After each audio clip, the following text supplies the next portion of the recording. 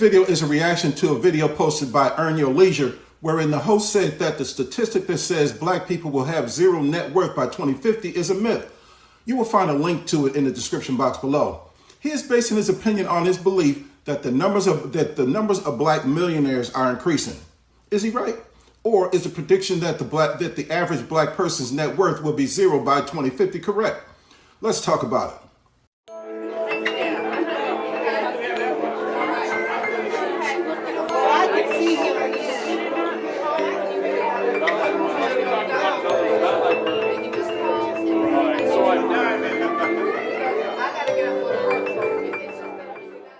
The knowledge that I'm about to share with you is coming from experience, not opinion. I've been in the financial services industry for 45 years, and I'm a certified financial educator with the National Financial Educators Council. I have helped 1,238 of my premium clients build $1.98 billion in wealth for their families collectively. And that, brothers and sisters, is an average of $1.6 million per family. I've been teaching people how to actually build wealth successfully longer than the hosts of Earn Your Leisure have been born. Now, unfortunately, the majority of the families that I helped become millionaires are white. All right. And that's because you just about have to put a gun to black people's head to get them to take a financial literacy class. But here's a Muppet newsflash. Real wealth building knowledge is not going to just fall out of the sky, and nobody is going to give you information that can actually make you a millionaire for free. You have to go and get it, and you have to pay for it. These young guys that offer financial advice on YouTube are irritating to me and dangerous to you because they have more opinions than actual experience. See, they try to get you to pay them money for information that they glean from reading or listening to audiobooks that were originally written by guys like me. The guy in the video that I'm responding to doesn't have much financial experience because he has a problem with the phrase median net worth. See, it appears that he doesn't understand what the word median simply means average. And here's why it's true that the average black person's net worth will be zero by 2050. If there are 13 million black people in America with zero net worth, and there are 130,000 black millionaires, their average or median net worth as a group will be $0.01. See, the young man in the video also doesn't seem to know that wealth is connected to marriage. There are dozens of black men that have YouTube channels where they teach against marriage all day, every day. And as black people, we have a problem getting and staying married. Their effort to stop black men from getting married is going to have a negative impact on black net worth. See, net worth is also connected to home ownership, though. And black people have had a problem historically buying high-value homes, right? And the reason why we have a problem buying that high-value home in high net worth neighborhoods is because we haven't figured out yet that the phrase red line is actually referring to a bloodline. See, everybody's blood is red, right? However, if your red blood is covered by black skin, you cannot live outside of this red line. See, we have not figured out yet how to overcome the economic racism such as redlining in order to win the game of capitalism because we have been conditioned to hold each other down. While our detractors are playing the game of monopoly and buying property, okay, we are playing the game of Uno and taking every opportunity we can to cause another brother to draw four, thinking that holding him back is going to cause us to win. Consequently, the increase in black millionaires that the Earn Your Leisure host referred to is actually a social media myth. See, anybody can get on the internet and claim to be a millionaire.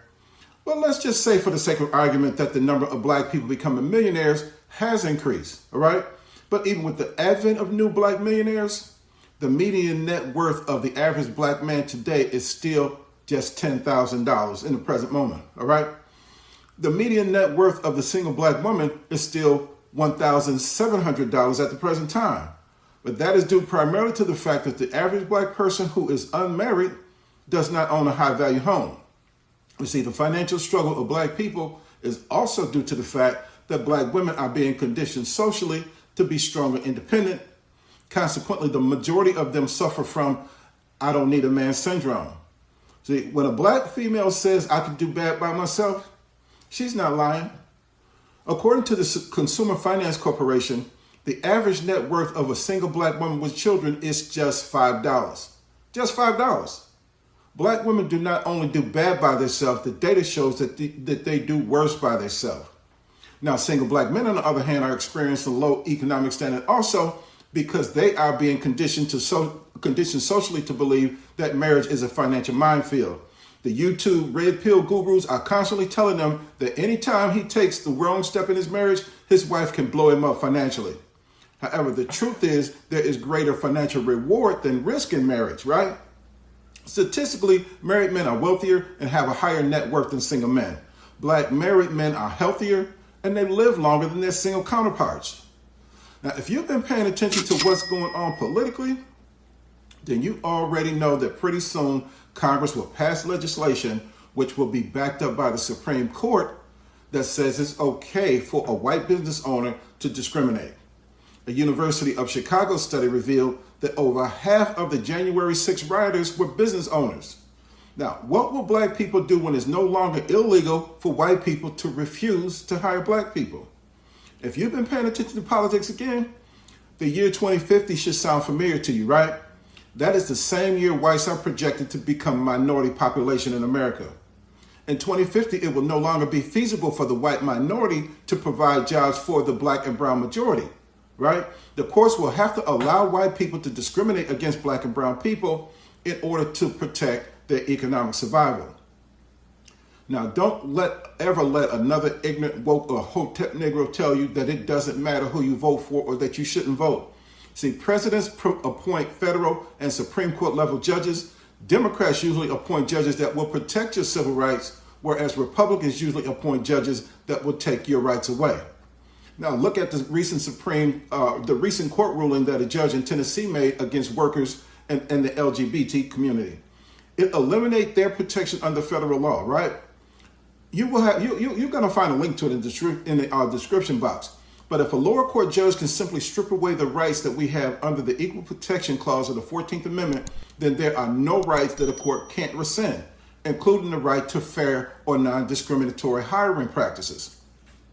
Now, in the majority opinion on taking away a woman's right to abortion, published by the U.S. Supreme Court, it says that unless a right is specifically stated in the U.S. Constitution, there is no guaranteed protection under the law to preserve that right.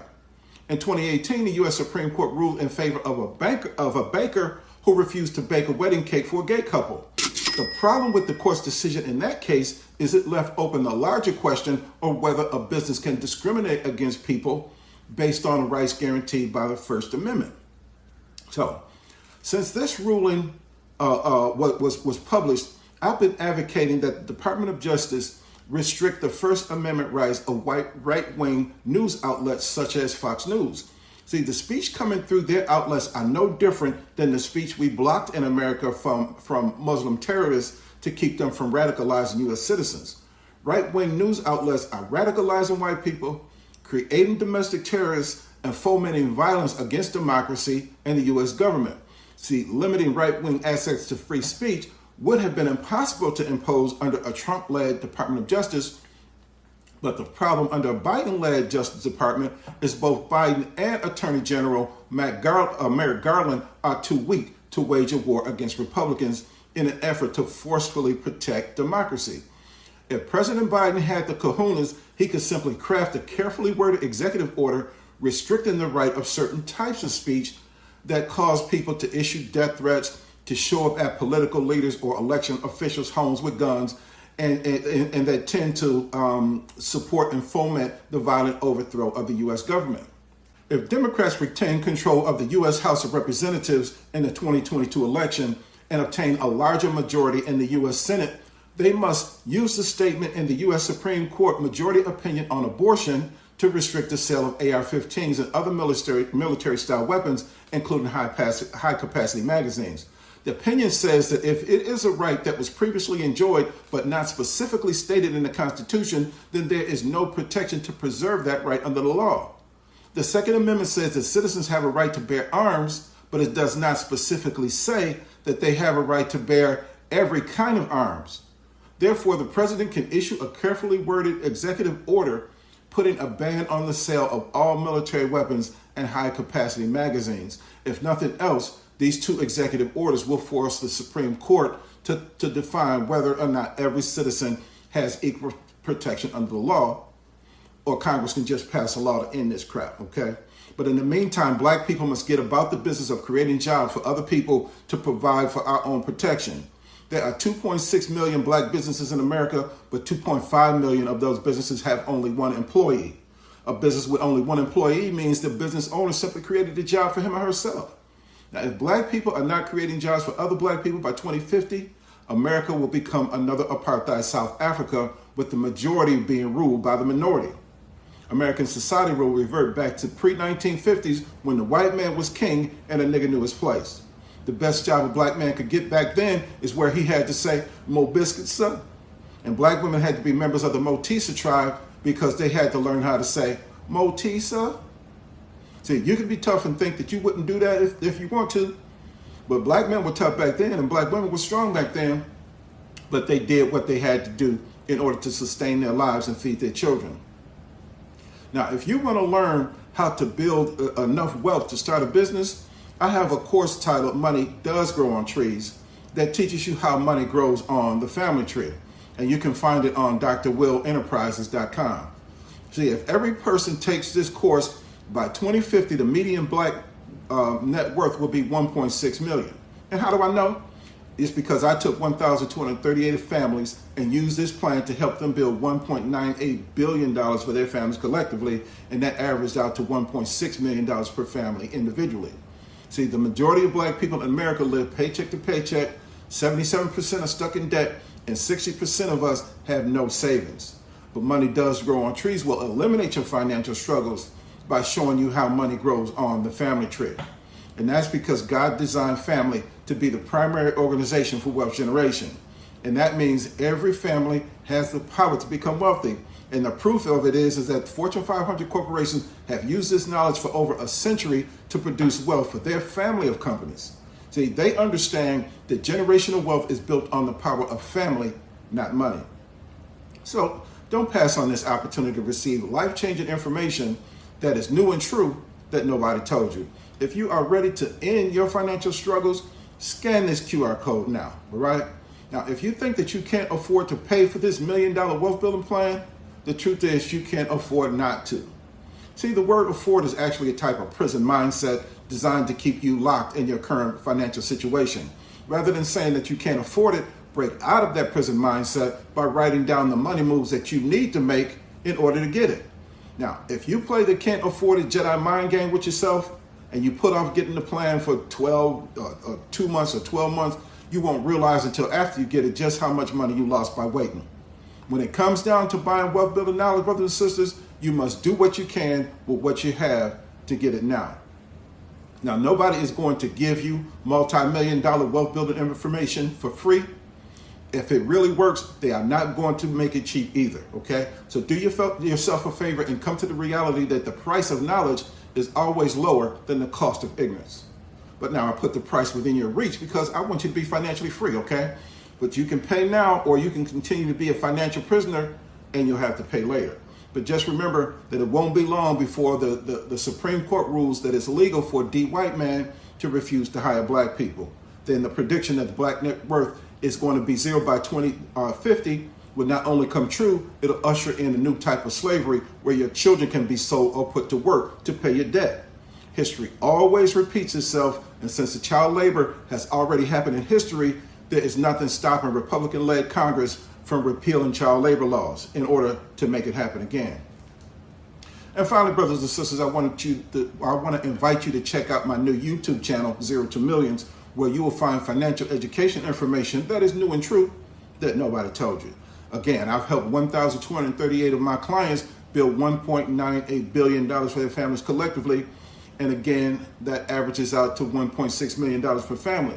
So you can keep listening to these YouTube financial gurus that are just putting on a show if you want to, or you can subscribe to a channel where the man that has 45 years of experience actually teaching families, individuals, and business owners how to make millions. All right?